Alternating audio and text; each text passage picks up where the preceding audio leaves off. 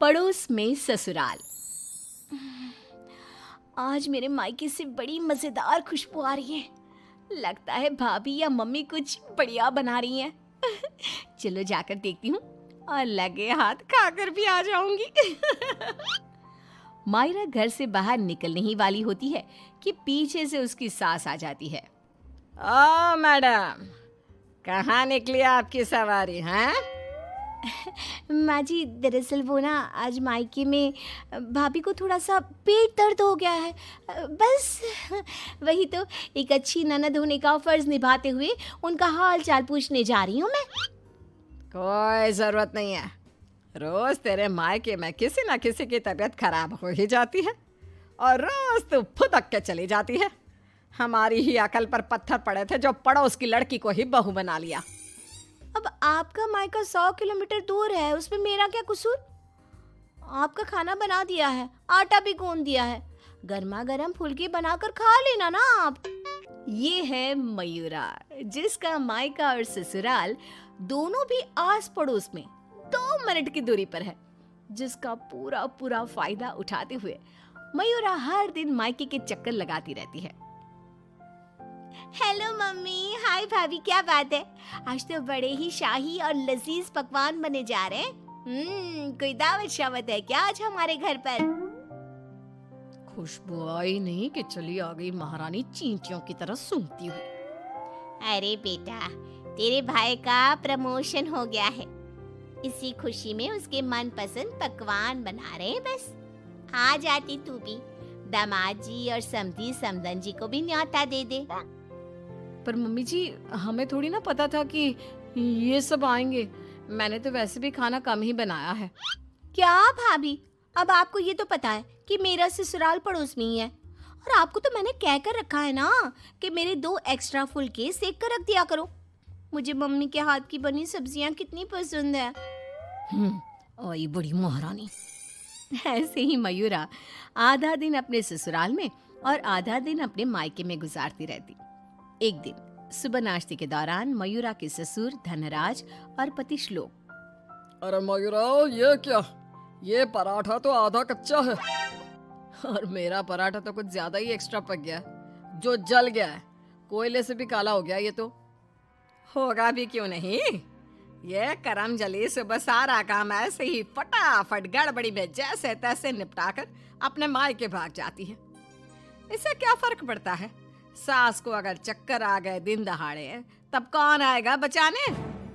O come on माँ जी, चक्कर, और वो भी आपको? दिन भर आप हर आधे घंटे में कुछ न कुछ खाती रहती हो और फिर भी मुझे ताने कस रही हो। Very bad. तो तू कौन सी गुड है, हैं? आई बड़ी। वहाँ मायके के घर में वंदना अपने पति यानी मयूरा के भाई गोपाल से कहती है, गोपाल, तुम ना तुम्हारी प्यारी बहन को समझा कर रखो।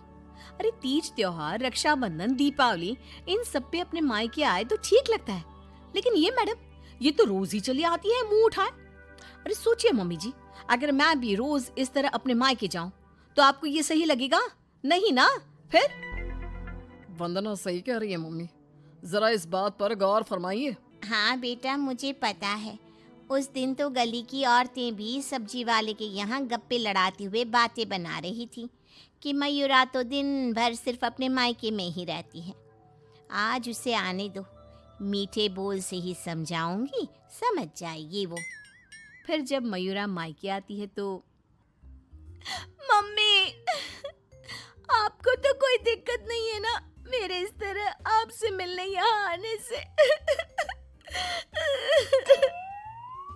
ये देख सरोज का मन ममता के मुंह में आ जाता है।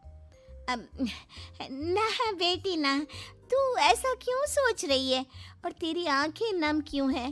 तू क्यों रो रही है बेटा? समदन जी ने कुछ कहा है क्या? उफ़ो, ये मम्मी जी भी ना, उन्होंने एक आंसू गिराया नहीं कि पिघल गई। नहीं मम्मी, किसी ने कुछ नहीं कहा, बस आज आपकी बहुत याद आ गई। रोज आपसे मिलती ही हूँ, लेकिन आज पता नहीं क्या हुआ। और इसी के साथ सरोज अपनी बेटी को कुछ नहीं बोल पाती और अब मयूरा का मायके में आना जाना इतना बढ़ जाता है कि वो मायके के फैसलों में भी दखल अंदाजी देने लगती है। तभी वहां पर बरखा आती है। अगर इतना ही परेशान हो तो उसे घर के अंदर आने ही क्यों देते हो?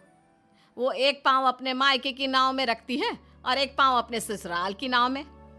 अगर एक नाव हटा दे तो ना चाहते हुए भी उसे दोनों पैर एक ही नाव में रखने होंगे ना। हाँ काकी, एकदम बराबर बात कर रही हैं आप। लेकिन समधन जी, आप अपनी बेटी के मुंह पे दरवाजा लगा पाती क्या? देखिए, मुझे वो सब नहीं पता। अब उसका पूरा संसार उसके ससुराल में बस चुका है। उसे वहां ध्यान देना चाहिए, ना कि इधर मायके में। और इसलिए आप ही हो, उसे यहाँ आने पर आप ही को रोक टोक लगानी होगी। बस यही कहने आई थी। नमस्ते। अगले दिन ससुराल में बरखा की तबीयत खराब हो जाती है और मयूरा उसे बिस्तर पर ऐसे ही छोड़कर मायके भागती है। चली गई मायके, अपनी बीमार सास को बिस्तर पर छोड़कर, निकम्मी कहीं की। रात में जब धनराज और श्लोक दफ्तर से घर लौटते हैं तब वो देखते हैं कि मयूरा घर पर नहीं है और बरखा अपने कमरे में बुखार से तप रही है। और तो और घर में कुछ खाना तक नहीं बनाया है। आज तो हद ही कर दी मयूरा बहू ने। अरे काम काज का नहीं, लेकिन कम से कम अपनी सास की तबीयत का तो लिहाज रख लिया होता।